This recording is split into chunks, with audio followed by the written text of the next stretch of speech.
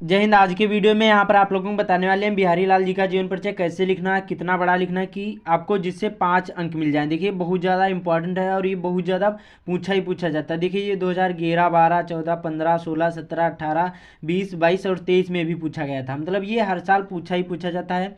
एक कहावत कही गई, तुलसी सूर बिहारी जिनसे बोर्ड परीक्षा आ रही। तो मतलब 3 जो जीवन परिचय तैयार कर लोगे तो एक 100% पूछा जाता है। तो आज के वीडियो में आप लोगों को बताने वाले हैं कि बिहारी लाल जी का जीवन परिचय कितने बड़े में लिखना है और कैसे लिखना है कि जिससे आपको फुल मार्क मिले।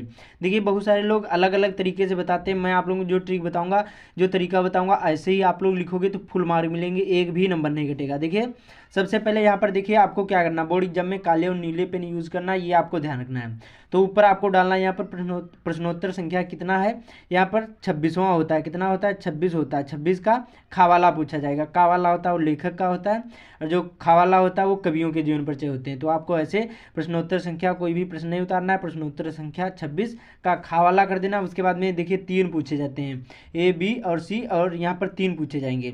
तो जैसे सपोज करें बी वाला हमारा बिहारी लाल जी का जीवन परिचय, तो ऐसे आपको हेडिंग डाल देना है, ठीक है, काले पेन से। उसके बाद में अभी यहाँ से शुरू करते हैं, ध्यान से वीडियो को देखना। काले पेन से आपको यहाँ पर डालना है, इतना डालने के बाद और यहाँ पर आपको डालना है ये जीवन परिचय, काले पेन से हेडिंग डालना। अब इसमें कैसे लिखना है देखिए, कवि बिहारी लाल जी का जन्म, क्या लिखना है, कवि बिहारी लाल जी का जन्म सन 1603 ईस्वी के लगभग ग्वालियर के निकट बसुआ गोविंदपुर ग्राम में हुआ था।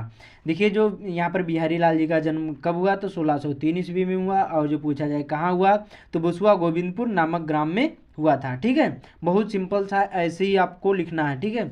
उसके बाद में इनके पिता का नाम केशव राय था। जो इनके पिता का नाम क्या था, केशव राय था, और इन्हें मथुरा का चौबे ब्राह्मण माना जाता था। जो बिहारी लाल जी को क्या माना जाता था, इन्हें क्या है, मथुरा का चौबे ब्राह्मण माना जाता था। उसके बाद में इसी में लिखना है, इन्होंने स्वामी नरिहर दास से संस्कृत, प्राकृत आदि का गहन अध्ययन किया। इन्होंने क्या किया, इन्होंने स्वामी नरिहर दास से संस्कृत, प्राकृत आदि का गहन अध्ययन किया। और उसके बाद में लिखना है इसी में, इन्होंने युवा अवस्था अपनी ससुराल मथुरा में बिताया। क्या है, जो इनकी युवा अवस्था थी ये अपनी ससुराल मथुरा में बिताया। उसके बाद में आगे लिखना है, मुगल बादशाह निमंत्रण, यहाँ पर बादशाह शाहजहाँ के निमंत्रण पर ये आगरा चले गए। कहाँ चले गए, मुगल बादशाह जो शाहजहाँ था इसके निमंत्रण में ये आगरा चले गए। उसके बाद में उसी में, और उसके बाद जयपुर के राजा जयसिंह के दरबारी कवि हो गए वहाँ। उसके बाद में यहाँ पर राजा अपनी पत्नी के प्रेम में फंसकर राजकार्य को चौपट कर बैठे, तब बिहारी ने राजा को यह दोहा लिखकर भेजा। ये आपको दोहा भी आपको याद कर लेना, बहुत ज़्यादा इंपॉर्टेंट है, इसको जरूरी आपको लिखना है। और इसी प्रकार से लिखना है, क्या लिखना है, राजा अपनी पत्नी के प्रेम में फंसकर राजकार्य को चौपट कर बैठे, तब बिहारी ने राजा को यह दोहा लिखकर भेजा। क्या दोहा था, नहीं पराग नहीं मधुर मधु नहीं विकास यही काल, और अली कली ही सो बंध्यो आगे कौन हवाल। उसके बाद में देखिए अब इसी में आगे क्या है, यह दोहा सुनकर राजा की आंखें खुल गईं। फिर ये अपना राज कार्य संभालने लगे और राजा जयसिंह की प्रेरणा पाकर यहाँ पर अनेक सुंदर सुंदर दोहों की रचना करते थे, और यहाँ पर प्रत्येक दोहों पर एक स्वर्ण मुद्रा प्राप्त करते थे। इस प्रकार से लिखना। देखिए बहुत सिंपल सा एक कहानी नुमा है, थोड़ा सा समझना होगा, आसानी से आप लोगों को याद हो जाएगा। उसके बाद में सन 1663 ईस्वी को ये स्वर्गवासी हो गए, या फिर इनकी मृत्यु हो गई। ये आपको काले पेन से डालना है।